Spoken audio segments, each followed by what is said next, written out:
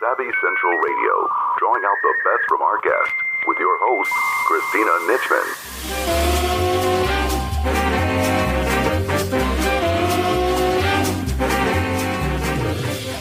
Your business, your dream. How to have the business you love, the life you want, and the financial freedom you desire. Sign up today at yourbusinessyourdream.com. This is your host, Christina Nitchman. Each week, Savvy runs weekly broadcasts providing entrepreneurs and successful individuals a platform to express their dreams, hopes, lessons learned, expertise, and wisdom with the world. Our guest today is Matt Cubbler, founding partner of MaxOut Strength Studios, a cutting-edge technology, science-based methodology, and proven mental conditioning, athletic-based training facility devoted to transforming lives. Find out more at maxoutcorp.com. Our second guest is Kay Sanders, the Jumpstart Coach, a nationally recognized business coach, best-selling author, podcasting host, and founder of Leaders of Mastery. Find out more about Kay at kaysanders.com. Hi, Matt. Welcome to Savvy Central Radio. How are you this evening? I'm doing fantastic. You are doing some amazing work. You are part of the MaxOut Studio fitness strength training franchise, and you're doing some amazing work and doing it very differently, strength training, than I've ever seen it done anywhere in the world. Share with our audience a little bit about what attracted you to MaxOut and a little bit about the program. First of all, I was not a fitness expert. I was 4 years in Army intelligence. I've been a police officer for 24 years. And while I do remain fit and I am an active person, I am by far a fitness expert, at least not prior to becoming a business owner. And I'm still a police officer today. But in 2009, a friend of mine was working for a gentleman who was an original investor in the MaxOut business. MaxOut technology, which is an adaptive piece of equipment that attaches to any existing strength training equipment like a squat rack or a leg press or a leg curl machine, and it allows us to do something special to the body. And it was invented at the University of Florida, and was used primarily for research, for tendinopathy and ways to use eccentric overloading, which is doing a heavier negative movement, and how that reacts with the body for bone density and muscle density. So that's what it was started for. The patent was then released to the inventor, and the inventor started MaxOut down in Florida. And the friend of mine was working for one of the original investors, and knew that I was a little bit on the adrenaline junkie side. I do a lot of crazy things like jumping out of airplanes and doing counterterrorism work and stuff like that. So he knew it was right in my wheelhouse. So I went down to Florida, worked down on the original MaxOut equipment, and was hooked. And so I borrowed a lot of money that unless I'm successful, I'll never be able to pay back, and bought a business. And I bought the technology and bought out everybody, and it's me and a couple other guys, and we moved everything from Florida up to suburban Philadelphia in 2010, January. We opened our doors, and the original MaxOut was no more, and we rebranded it and changed the methodology that was being used. The one that was being used before didn't really meet with what we believed was going to be a long-term business solution, which was, I think, part of the reason why that business was failing and allowed us to buy it. And we brought on a gentleman by the name of Mike Barwis, who is a world-renowned strength and conditioning expert, who became an equity partner, and we enlisted him to create a workout for us utilizing our technology. And that was in, I'd say, August of 2010, we brought him on board. So we had about an 8 or 9 month period where we were still using the old workout, and we made the decision that it wasn't a viable solution for us. So we brought in Mike, and he did an amazing job creating workout programming for us utilizing our equipment. The equipment itself and what it does. So if you can imagine any piece of pin rack equipment, strength training equipment, so the kind that has the weight stack and you put the pin in for 20 pounds or 30 pounds, whatever it is you're doing. Yeah. And when you're lifting that, let's say it's a leg curl machine, you lift 90 pounds up and you lower 90 pounds. That's just the way the equipment's designed. If you have a barbell on a bench press and you put 200 pounds on the barbell, you hold it over your chest and you lower 200 pounds and you raise 200 pounds. That's just traditional strength training.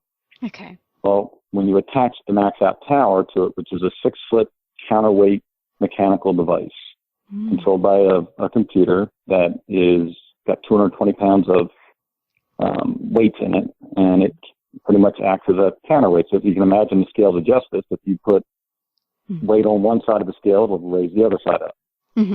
So imagine that. So you put the tower onto either attached to a barbell or to the pin rack style piece of equipment. The amount that's either on the barbell or on the primary piece of equipment, the pin rack piece, is what you would lower. And then I could put in 30 pounds, 40 pounds, 50 pounds of assistance on the MaxOut tower and reduce the weight that you lift. So in any one repetition, you could lower, say on the bench press, 200 pounds, which is on the bar, and raise 100 pounds. And can I ask you, why is this more effective for strength training than doing it the old-fashioned way where it's 2 up and 2 down?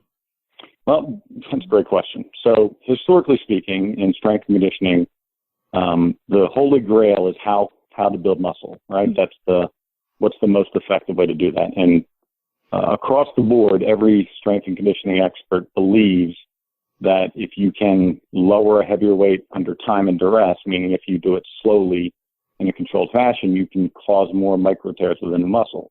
The problem has always been that the limiting factor in any movement is the amount you can lift. So if I can only lift it one time, that means that I can only lower it one time. And that's the limiting factor. So gyms across the country do different methodology to try to recreate a heavier load on the way down and a lighter load on the way up. And they'll do things such as put bands, attach bands to the side of a barbell, or put heavy chains on the side of a barbell. And as the lifter lowers the weight is reduced, because every time a chain link would hit the ground, it's reducing the weight that's on the barbell.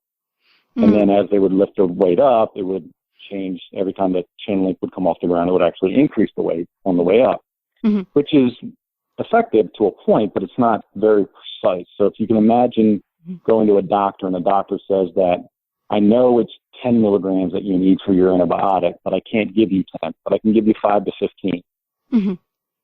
Not nearly as precise as 10, correct? Yeah, absolutely. So our piece of equipment allows us throughout any one motion to be precise. So I can give you, if I know that your 1 rep maximum is 100 pounds on the bench press, I can give you 80% of that on the way down and 50% of that on the way up, specifically, which is important because then I can target that muscle and I can create the neural response within the muscle fiber that I'm looking for in order to build muscle fiber. That's fascinating, because when I had seen videos on your workouts and such, I had heard, I forget which video it was, one of your reps mentioning, like when you're doing rock climbing and you're pulling someone up, it's much harder than letting them down on the rope. And Absolutely. So how do you determine what's best for someone as far as what weight would be best to start out and then reduce it from there? How do you determine that for each person? Well, I'll give you the long and the short answer. The long answer is the body can hold and lower 20 to 40% more than it can lift. So gravity is constantly being placed on your body, which is why your body is designed. Your body's designed to hold weight against gravity. So I could lower you if I had you hanging on the side of a cliff with a rope. I could lower you down because my body's prepared to handle that external force because the gravity has already placed itself upon it.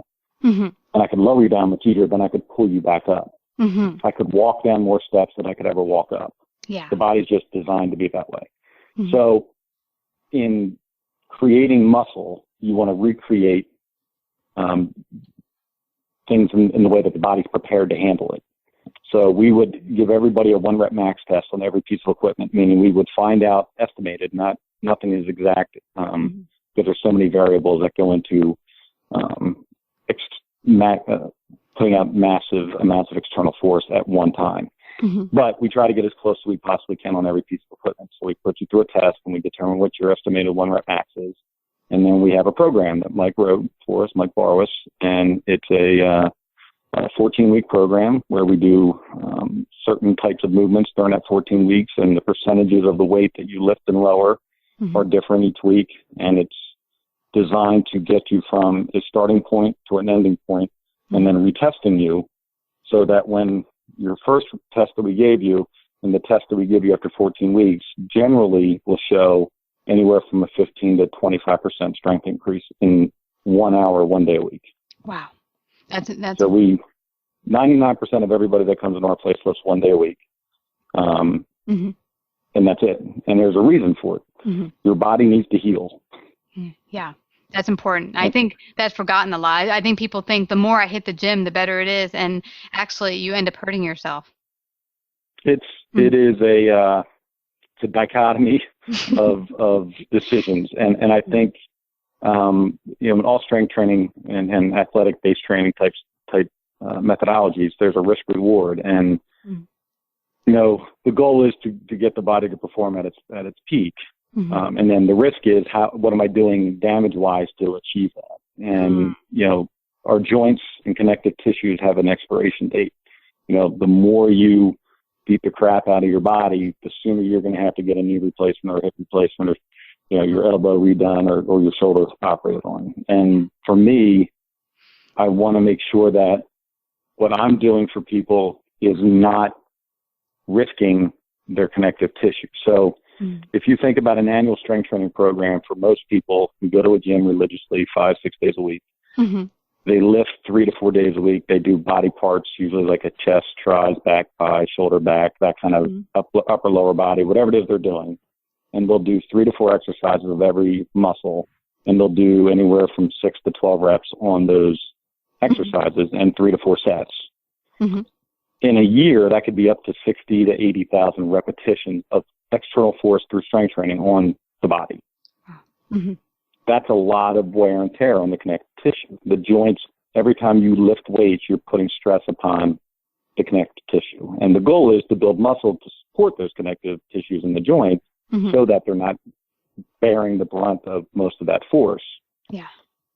The MaxOut workout is anywhere from 12 to 14,000 reps a year. Say someone comes into your gym, because I know most of the that you were working with are on the younger side from 11 to 22, but you do have your corporate headquarters that serves, a greater broad range of ages. Say someone comes into your gym and they're pretty much out of shape completely. Where do you start with them? Is there a beginning starting point, or do you do less time with them, maybe a 10-minute workout and then build it? I mean, how does it usually work? Well, great point. I consider the corporate location my lab. So while we are designing, we started out 6 years ago as an everybody business. And as I'm a cop, my business partner is a real estate developer. Nowhere in there does it say gym owner.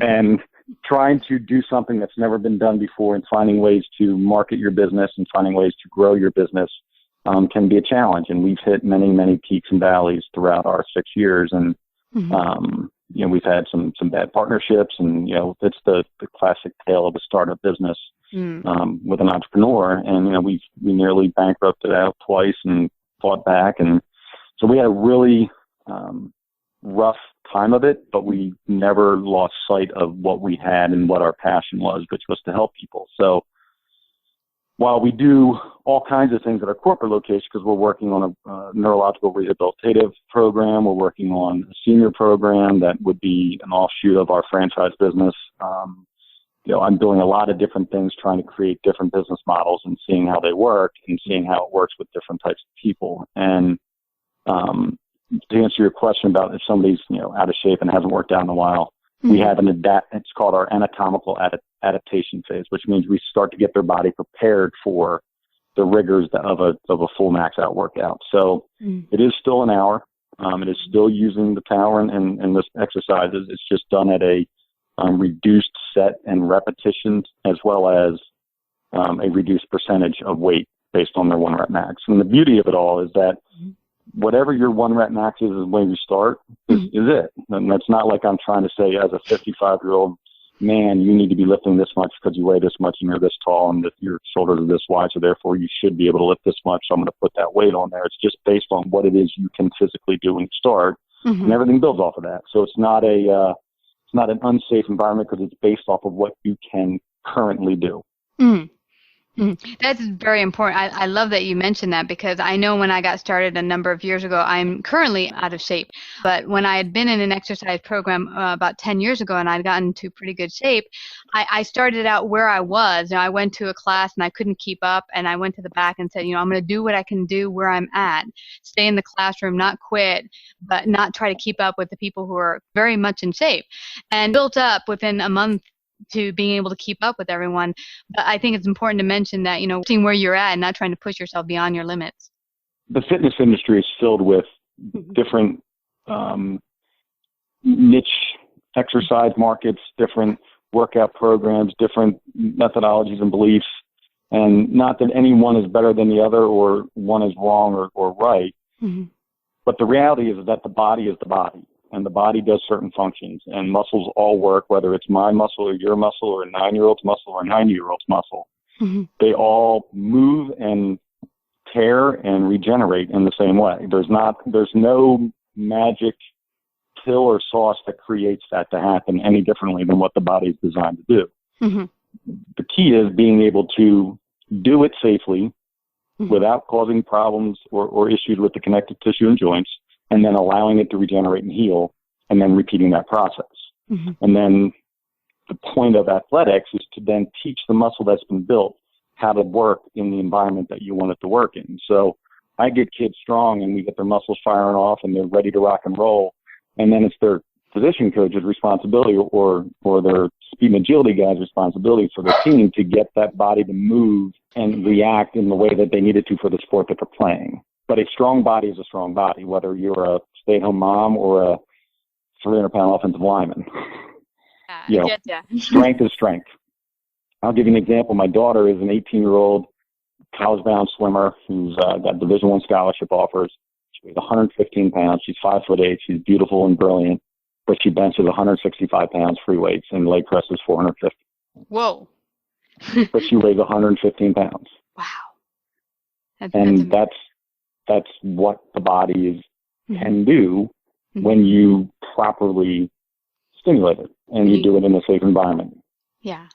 Yeah, I was also really impressed with what you mentioned before, that you've had a number of difficult moments in building your business and that you built it back up. You said, okay, you regrouped. And I think a lot of the business owners would very much benefit from hearing, what did you do during those difficult moments? How did you decide, okay, we're not going to give up. We have a grand focus of helping people. We're going to keep forward. How did you decide to correct and how did that come about for you? I get asked that a lot in a lot of my public speaking stuff.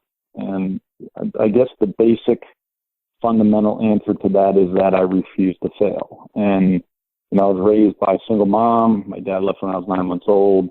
We lived in low-income housing in an urban environment. And, I didn't have a lot of things growing up, and I never really had money, and we didn't have fancy anything. We lived in apartments and low-income housing, and it was a lifestyle that I don't ever want to go back to. And when as a police officer, I don't make a lot of money. Mm-hmm. I'm a civil servant. I have a decent benefits package, but I don't necessarily have a lot in my bank account.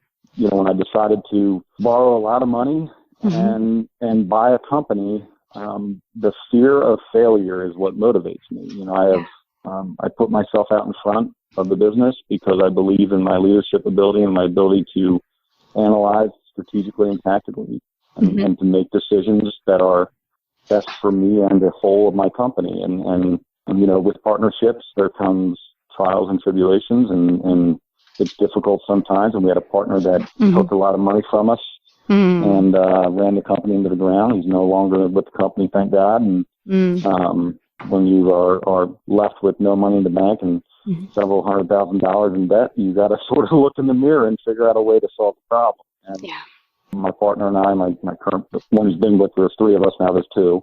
And, we sat down and we said, we got to figure this out. And we each did the things that we're great at, and we trusted each other to make those decisions. We fought through it. And my fear of letting my wife and kids down, and the people who know that when they say the word MaxOut, they associate me as the leader of it. And I don't want anybody ever to go, he didn't get it done. And so that's how I didn't fail. I love I'm afraid to death of failing. But that is such a good point to make, because really failure is a choice. And I loved a talk I saw you do with a wonderful group of school kids where you talk about bullying and really how it's so important in today's time to really stand up and be a leader, and that to really kick bullying in the pants and get rid of it is to really build leaders. Share a little bit about that. Well, I've been blessed in my life to be surrounded by some really amazing people who, while not having the most standard family structure. Mm-hmm. I had my mom, and we lived with my mom's best friend and her two kids for a long time in my life. And there wasn't always a dad in the house. And then when my mom got remarried, and my stepfather is a pastor, and he taught me how to be a man and to stand up for myself and to believe in myself and to own my own choices and my own consequences. And I went in the military, and I worked for some amazing leaders. And then, I got out of there and became a police officer and found out real quick what the world was like, and that, there's some darkness to it, and that, they need people to show up and solve their problems. And you have to be able to be confident in who you are and what you bring to the table and where your skills are. And I think learning yourself, who you are, where you are strong and where you are weak, is the key to life. Mm-hmm. I think people fail to look in the mirror a lot, and they fail to own who they are. And I think there's a lot of people soften things too much. Like sometimes you just suck, and it's okay. And I think it's important for people to recognize that. And I don't think we need to tell people they can be whatever they want to be, because the reality is you can't be anything you want to be. You can only be the things that you're good at. And if you try to be things that you're not, you're more than likely not going to find success. Mm-hmm. And I choose to be true to me, and I choose to put myself in positions where I have an opportunity to succeed. And I don't think kids are taught that. And my children certainly are. And my goal is to go into schools, and I have never yet been in a class where I ask them, have you ever been taught anything about becoming a leader? And not one of them, in some very affluent school districts included, have anybody ever raised their hand and said yes. Wow. But they've all had numerous conversations about bullying. They're not giving them solutions. Why is that, you think? Because it's so much easier to say you did something even if it was nothing, but it looked like something. Doing the right thing and doing the hard thing is a difficult thing sometimes. And saying what needs to be said and being confident in the fact that what you're saying to these kids is going to help them, and then having the guts to stand up in front of somebody who may question you on that requires leadership. Yeah. I've had parents call me and say, I'm not really sure I agree with what you're saying. And I said, I completely appreciate that. But I 100% in the 50 different countries I've been in, and the wars I've fought in, and the positions I've been in law enforcement, and the doors I've kicked down, and the life I've lived, I know what the world looks like. And that's important for me to share that with people. You know what this brings to mind for me, Matt, is that I've heard so much talk about political correctness, and now with everything going on in politics, more and more is being brought up to the surface of, this shouldn't be talked about, or this is not good to talk about. And I think what I hear you talking about is that really, in order for us to really help our kids, we have to get real and tell the truth about sometimes what's going on right in front of us, about, what they're, and then also you mentioned focusing on their key strengths and weaknesses, and telling the truth about that, not being brutal and mean about it, but just telling the truth. Absolutely. And it's all started because I created at MaxOut, like I said, it's my lab. When I started MaxOut, and I started getting a lot of high school kids coming in, and I started to see how when you deliver on the fitness side, when you say, if you do this, X will happen, and it happens, then all of a sudden you become somebody they believe in. And then they start talking, and then they start asking you for advice. And then I'm like, wait a second here, I got an opportunity where I can actually help these kids outside of just getting them strong. So I created this leadership program for MaxOut over the course of about 2 years. And once we decided to franchise the business, I realized that it was actually very short-sighted what I created, and I mean that in the fact that it costs money to come to MaxOut. And it's not necessarily a $9.99 gym. it's a personalized type experience, and it's very selfish of me to limit the people that could potentially learn how to learn about themselves and how to be true to themselves and how to be aware of who they are and accepting of who they are to just those who could afford to come to MaxOut. So that's where the taking it into the classrooms part came to be, because there was a desperate need for me individually. I needed to be more than just a money collector and then an advice giver. I felt more like a therapist that gets paid by the hour than I did somebody who was actually trying to help people.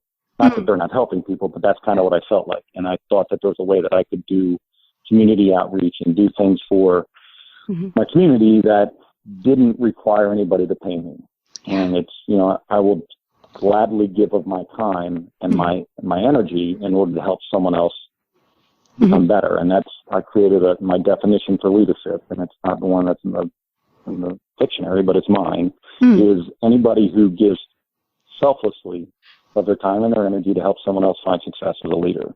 So that is what I'm trying to, I put myself in the front of my business and I refuse to fail, and I'm afraid to fail, so therefore I won't fail. And if I'm going to give these kids the speech about selflessly giving of their time to help someone else find success, whether it's helping a kid who's been bullied or being a leader on your team or in your youth group at church or at home, I've got to go out and practice that as well.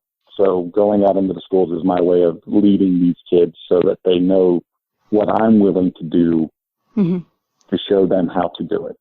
Yeah, I love this. I love that you mentioned all this, because I do recall even in school, I was bullied, and everyone focused on the bullying and what's being done to me as if I'm a victim, instead of saying, okay, what can we do to change this result or to change this outcome, and why is this happening? What can we focus on? And I love that you mentioned strength, because everyone has strength that can benefit another person, other people around you. If we all garner our strengths together and bring it into the world, how much better would this world be? So I want to ask you, before we end out here, what advice would you give to parents out there who might have kids who are being bullied, to either the school system or the parents in general, on how they can go about this differently? Well, bullying to me is a result of a lack of self-confidence. So people normally, bullies will pick on the weakest in the herd, right? It's the same mentality as an animal. They will go after the one that they believe that they will have the most success at bullying. And I believe that if we can get kids, even if they are being bullied today, if we can get them to be empowered and understand where they have value and strength and where they have weakness and where they can find pathways to success through their own talents, that will allow them to then begin to take that first step forward towards not being a victim, but being a victor. And that allows them to become empowered. So what I'm trying to do is give these kids the opportunity to understand that they have value. Whether it's a kid that says, I'm good at school, and I'm like, well, school's a building. You can't be good at it. What are you good at in school? And then we break it down, and you get these kids to open their minds, and all of a sudden they're like, oh, my God, he's right. And then all of a sudden, once they start to be critically thinking, they look micro, not macro, and they start to look within, and they start to see all the amazing things that they're good at, they no longer need to be a victim. And when you stand up and you have confidence and you know that you are good at something and you start doing that and showing it yourself and others that you're good at it, bullies aren't going to have time for you. I've seen it 100 times. So I would ask parents to help their kids learn who they are. Don't tell your kids who they are. Don't push your kids to who you think they are. Help them discover it. And it's very simple. Literally, I can do it in 20 minutes. I can get these kids to open up pathways to their brain to understanding who they are in about 20 minutes. Wow. You just have to ask the right questions. And if a kid wants to, they're sponges. They want to learn, and they want to, whether it's in the gym or whether it's in the classroom or whether it's in leadership, whatever, they are sponges. They want to learn. This is so fabulous, because I've had many of parents who are wonderful friends, and parents mean the best for their kids, but sometimes they have an idea of where they think their kids should be. This is the best place, if they become a doctor or if they do this X, Y, Z and take dance classes or whatever it might be. And, is that your dream you're trying to live through your kids, or is this something you just think would be good for them? Let them show you where their gifts and talents are and help them grow it there so that they can totally expand, grow, and have confidence. It's such a simple thing when you spell it out, but it's such a difficult thing sometimes to actually do.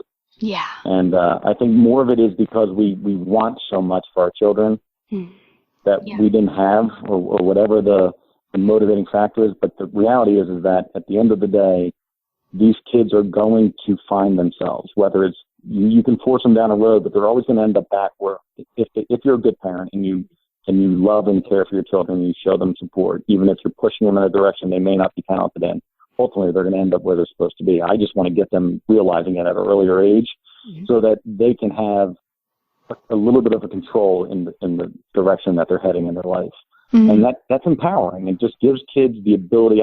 Every one of my kids that I've ever mentored and every kid that I've ever been involved with in a leadership capacity are all doing amazing things. I have 4 of them that texted me today that are coming home on spring break from college, and the first thing they want to do is come to MaxOut. And they just want to tell me about their life. And, it's so much fun. It's rewarding. I love my job. I work a ton. I work 100 hours a week, but I don't necessarily feel like I'm working 100 hours a week.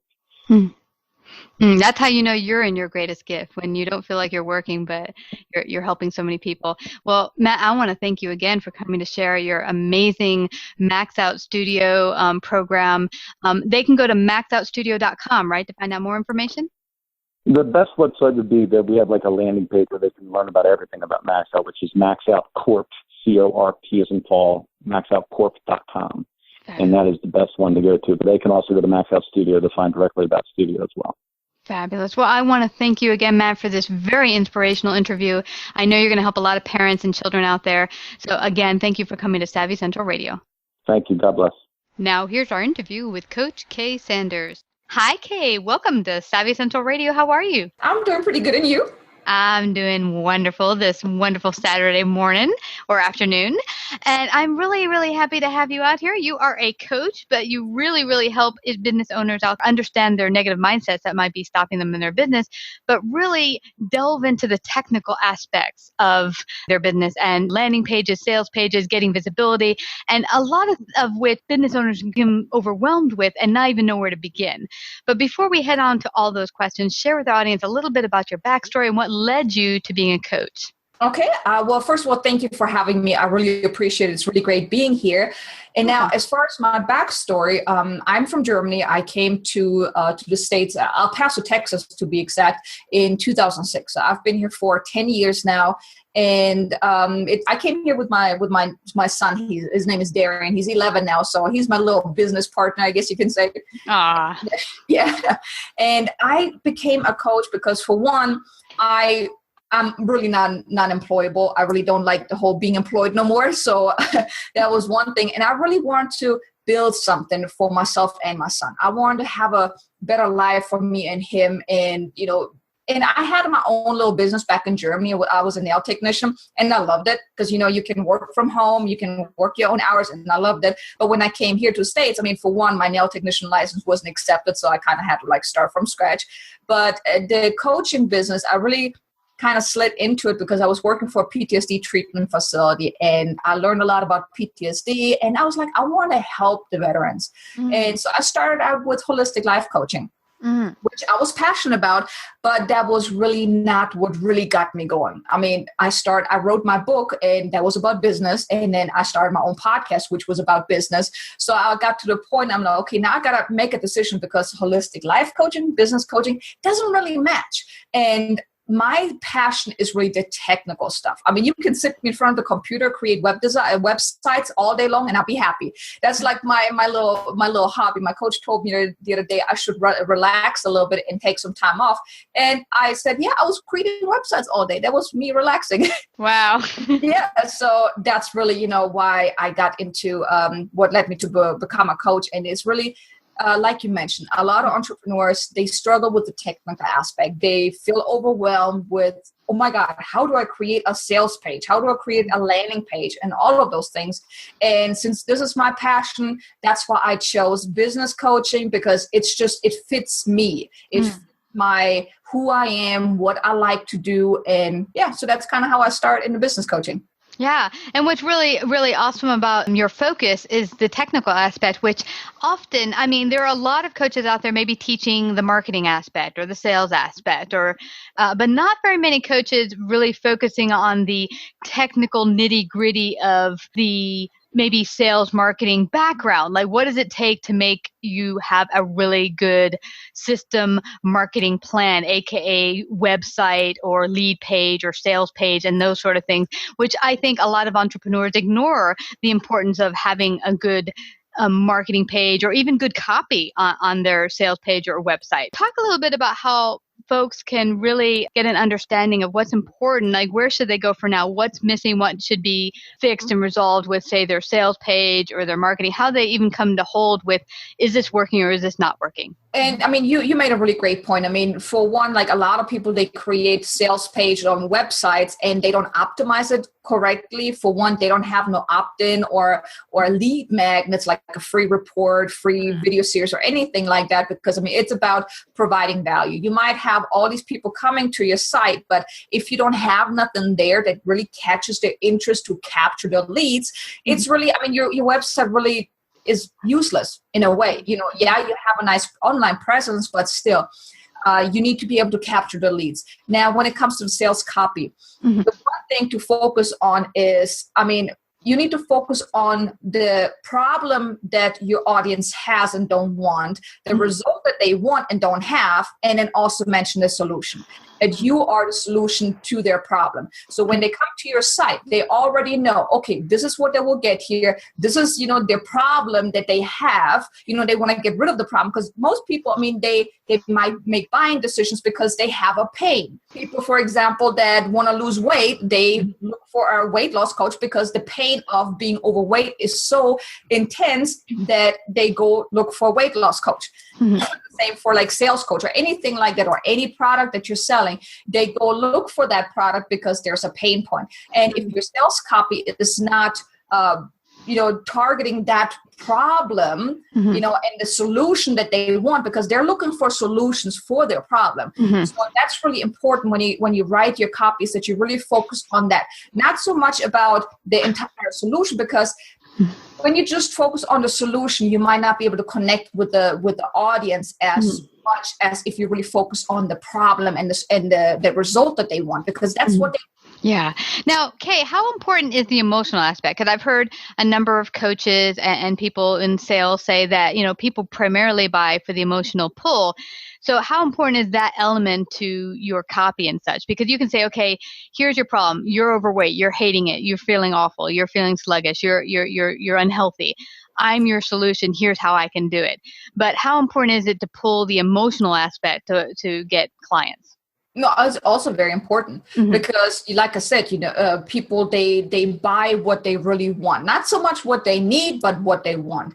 And like, for example, one thing that I love to do with my clients is like, I have them do a little visualization exercise, you can say. Basically, I have them really close their eyes and visualize, how their life will be different once they, let's say, once they make, six-figure income, once they have all the clients that they want, once they have a great website, whatever it is that they're telling me that they want, I really connect them with that. I really make them, draw that mental picture, because for one, people, they want to see pictures. There are a lot of people that are visual people, and they need to see the visual aspect, but it's also, it's about the emotion. How do you feel once you got to where you're at?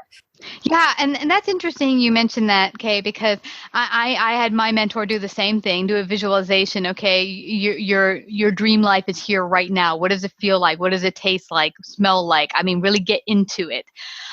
Because often people say, well, I want that big mansion with 7 figures and sports car. And it's because you've seen that on TV and you've seen what looks like happy people having those things. Is that what your heart and soul truly desires? Or is that just something you saw on the outside? I think what's cool about really getting deep into a visualization that you mentioned is that you get to see, is this something my heart and soul truly strives for, and that I can see myself in that picture?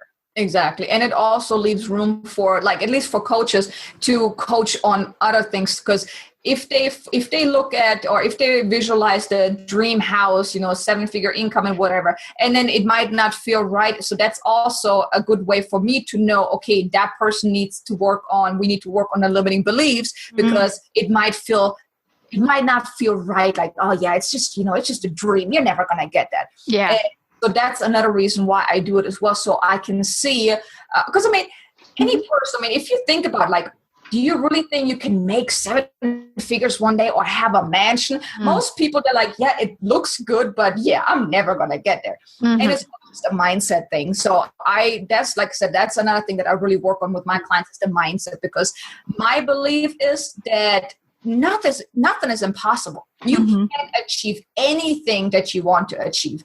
And I look back at my past, I'm from Germany. I came here, I had nothing. And, now I am where I'm at. And if you would have told me, 10 years ago that I would be here doing interviews, I would have told you that you're crazy, and I would have laughed at you. But anything is possible. And I keep telling my son the same thing. And even my clients, I'm like, look, anything is possible. You just have to go through the growing pains. You just have to push through. But if you really want it, you can achieve it. Yeah.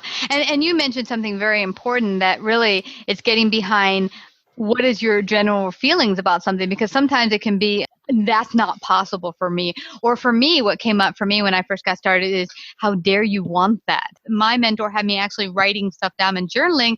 Some of the things that came up, like, how dare you, who do you think you are really good things to touch on. Who is that voice talking to me in my head? Is it my mom? Is it my friends?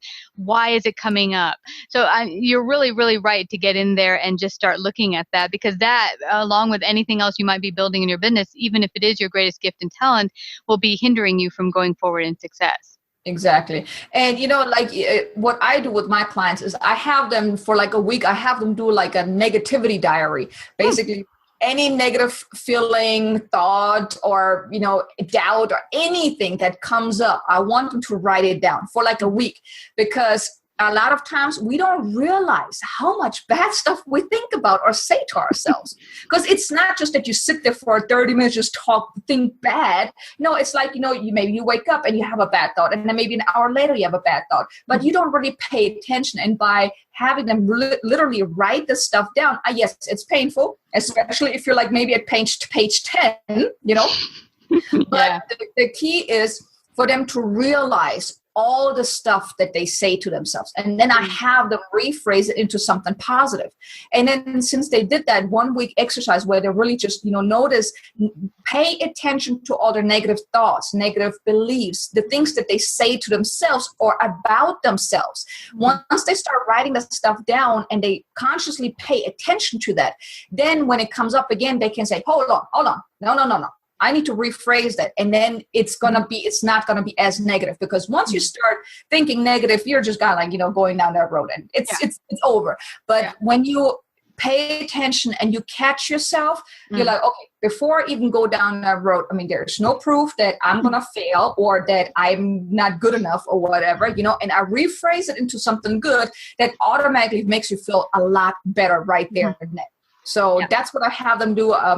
Most of them, they say it's very uncomfortable, of course, because you're writing all the stuff down. You're like, oh my gosh. But in the long run, it does help them. Yeah.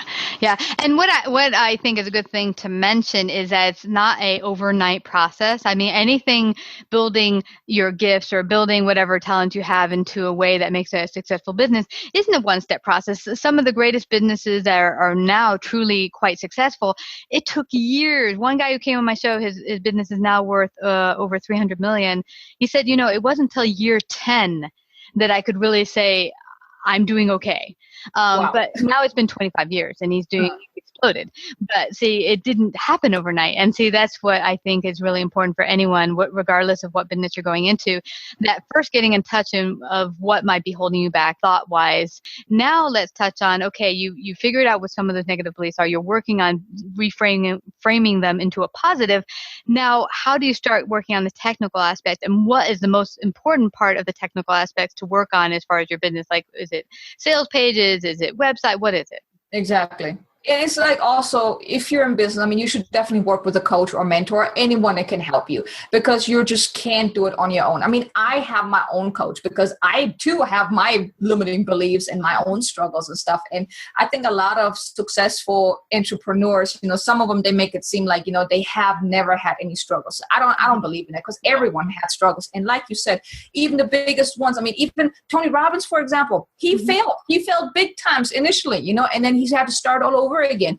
And like every successful entrepreneur, they've gone through their own, struggles, limiting beliefs. They had to figure out a way to get out of it, but none of them did it on their own. They all worked with a coach, mentor, anyone, that was able to help them move forward. So I think a lot of entrepreneurs, they make the mistake, they try to reinvent the wheel, they try to do it on their own, they're going to be kicking their feet for a very long time, and then they're going to get frustrated and eventually probably give up.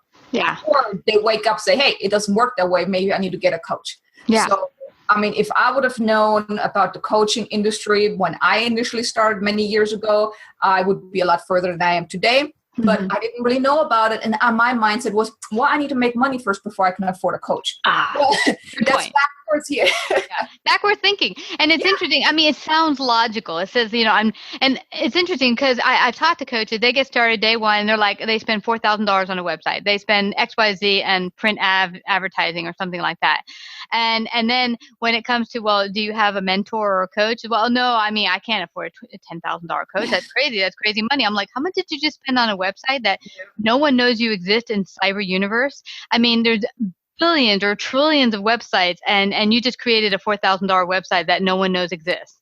Exactly. And you have no idea or marketing plan how to get people to that site and get to know who you are.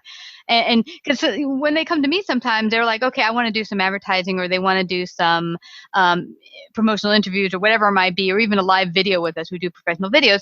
They're like, well, I don't exactly want to pay. I don't have the budget for that. But I'm like, you just paid $4,000 for a website, but you can't invest on really a marketing plan to get your message out there. There's something wrong with this picture. So what would you say, Kay, to someone who's brand spanking new? They've worked over some of their limiting beliefs, and now they're ready to get started. They want to get a website started. What is the most important aspect for them to focus on when they're building their business in the beginning? Well, I mean, for one, I just want to touch base on the whole spending the money and they don't have the money right now. For one, you need to look at not so much how much you're spending right now, but how much will you get out of spending that money right now.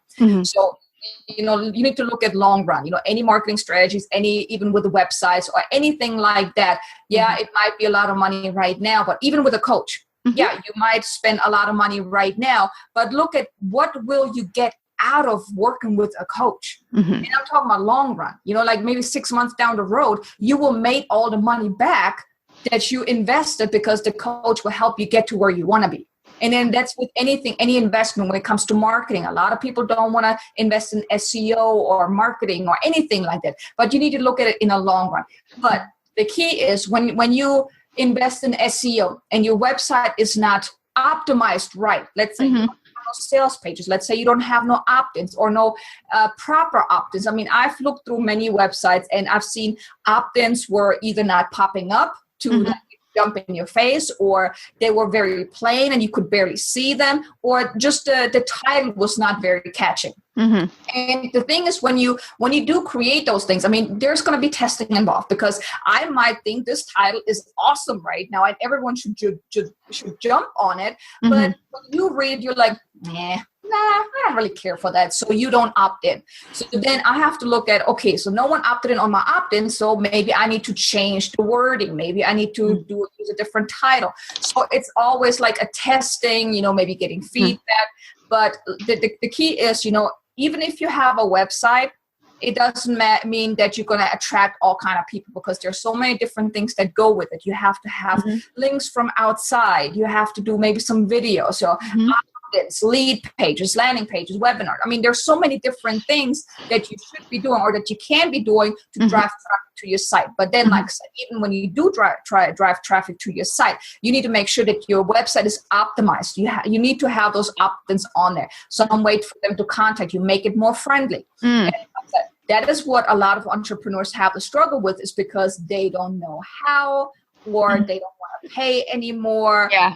Those type of things. Yeah. And I think customer service plays a big part in the success of a business. Yeah, most definitely. I mean, if your customer service is not good, then your business is going to fail because you are the face of your business. And if you can't provide good service, they're not going to come back. And then how are you going to pay your bills? Because if people don't like to work with you, they're not going to pay you. Because, I mean, you know what they say. People need to know, like, and trust you. If they don't know you, don't like you, don't trust you, you don't have no clients.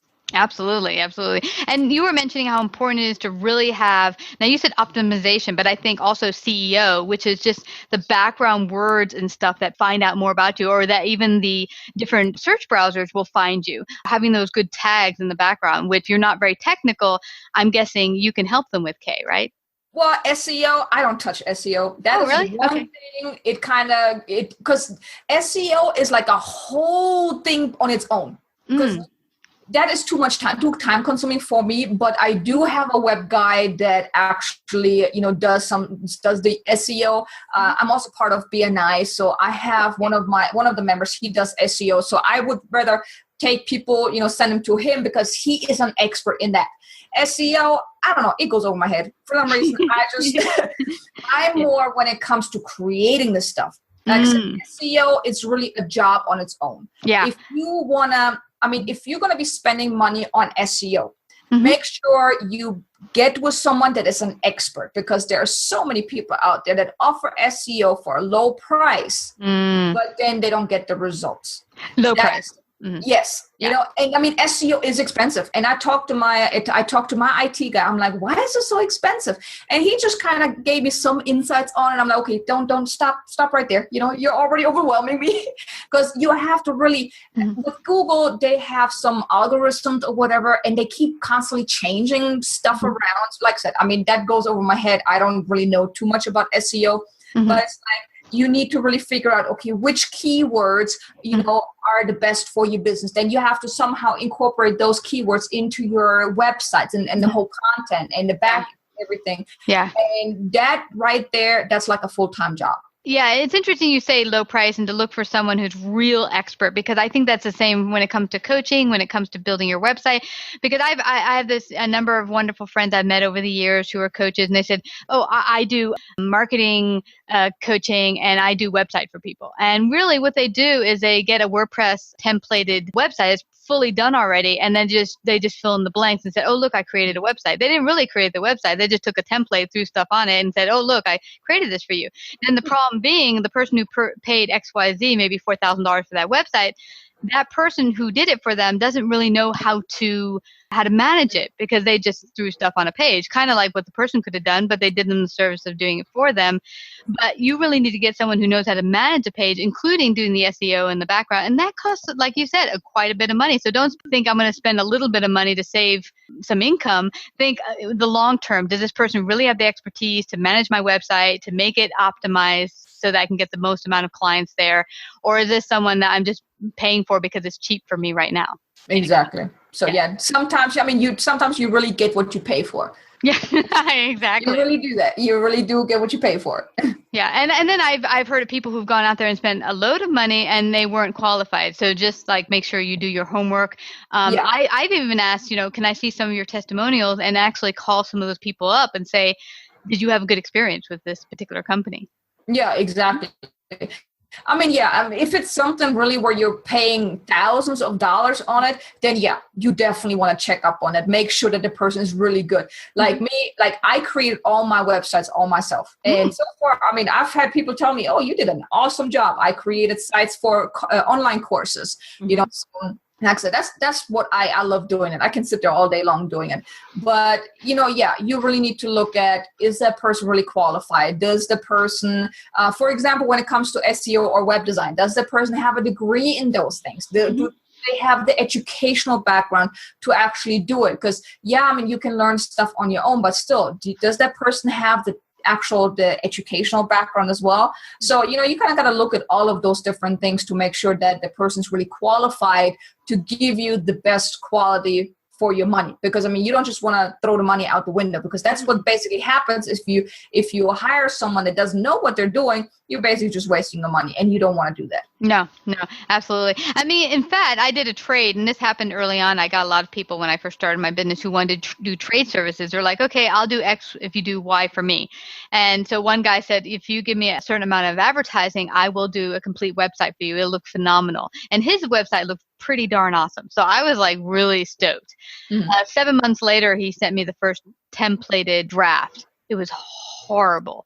I mean, it couldn't optimize. It couldn't hold the space for my shows, and to, because what I want to do is be able to have all my shows listed in archive on my website, and it couldn't offer that, and it looked pretty horrible. And I was like, at that point, I'd already done a number of advertising for him, and I just stopped it cold. But then again, I didn't really do my homework. I just took him at face value, saw his website, assumed he was telling the truth that he did his website, and said, okay, let's go forward. So I mean, no matter how you're doing it, whether you're going to do something like what I was attempting to or thinking to do with this guy, do your homework so you don't waste your time, because time is also money. Exactly. And with those barter services, the problem with that is, I mean, especially a lot of beginner coaches, they do that. They give their service away for free, or they say, yeah, I worked with you if you work with me. But the problem is you're not going to value it as much, because there is no money interaction like going around. So you should still definitely say, okay, if you're going to do advertising for me, I'm going to pay you. If you want me to work with you, you're going to pay me. No matter if, I wouldn't do no barter service, because also one thing is there has to be some kind of money transaction. I believe that. And that, I think it's more like with the energy around it. Because, how can you expect people to pay you for your service if you're not even willing to pay someone else for the services? Yeah, very, very good point. Very good point. And I want to touch on, because we were talking about, you mentioned before how important it is to have catchy or very smart titles or copy on your website. And I think for myself included, I'm not really gifted in that area. My partner is, thank God bless him. He'll say, that title of that show is just horrible. Let me help you out. And then he comes out with something that gets me way more listens, because he's really, really good at the word and wording stuff in a way that really catches the eye. There's something I came across that I'm just going to mention as a resource. I don't know if you've heard of it. It's called aminstitute.com/headline, and it's Emotional Marketing Value Headline Analyzer. And you enter in a headline in the text there. They give you a little box, and then you pick, is it a business, is it educational? And then they tell you, they analyze it based on intellectual, empathic, or spiritual. Like, is your headline really hitting one or all 3 points of that? And it gives you percentage-wise. And they say usually someone who's a really good copy editor gets 50 and up, meaning 50% and higher. I generally don't get, I'm usually in the 20% range, because I'm not a good, but I guess what I'm saying is it helped me get a little more edgy and more clear with some of my titles, and it might be helpful to some people out there. Well, I've never heard of it, but I'm definitely going to check it out. Yeah. So share with our audience a little bit about how they can get to working with you. What does it look like when they work with you? well, I mean, to get in touch with me, it's like they can do it through my website. It's kaysanders.com. It's KAYSANDERS. Or my email, it's k@kaysanders.com. On Facebook, LinkedIn, and all of those different channels. What I do is when I work with them is, for one, I figure out what is it that they really want. What do they want to achieve? I really get crystal clear on how is their perfect business and life going to look like. And then I help them really come up and figure out, what is getting in the way, what is holding them back. I will look at their website, also to see, okay, where can they improve? What is the hold up on that, or what is kind of getting in the way of, them attracting the right type of clients. Then we, overcome those challenges. Like I said, we will put systems and strategies in place that can help them gain the visibility and expert status, and get the exposure. So I help them with those different strategies. So I, gently kick them in the behind and make sure they stay on track. Because like I said, it is going to be, being an entrepreneur is like a roller coaster. It's going left and right, up and down. So it's going to be crazy. So I make sure I hold them accountable. I make sure they do the action steps that they commit to. But that's pretty much how it looks like. And I also celebrate the wins that they have. Yeah, that's pretty much it. I love that. You mentioned accountability, which was really helpful when I was working with my mentor, and also celebrating the wins. The first thing on our very first call my mentor did with me is, what wins did you have today? What successes? And I'm like, what are you talking about? I made calls. No one called me back. And everyone said no. So what kind of wins are there? She's like, well, you picked up the phone. How about that? So so you're perfectly right in that and saying that, because you won't have the gumption to keep going forward in hard days and difficult times if you don't acknowledge what did go right and be grateful for that. Yeah, we definitely do that. And that's with every area in life, not just business. Don't just focus on a negative, because then you really get into that funky mood where you're like, oh, everything's crappy and my life is just horrible and nothing works. So really look at the bright side, because life is not that bad. Yeah. Yeah. And that's where, the grateful part comes in, because if you look at it, you're like, okay, you're alive, you're breathing, it's going right. And I'm sure you'll find a heck of a lot going right amongst some of the things not going so right. So again, I want to thank you, Coach Kay Sanders. It's been awesome connecting with you today and sharing your wisdom. I want to thank you again for coming to Savvy Central Radio. Oh, thank you for having me. I had a blast.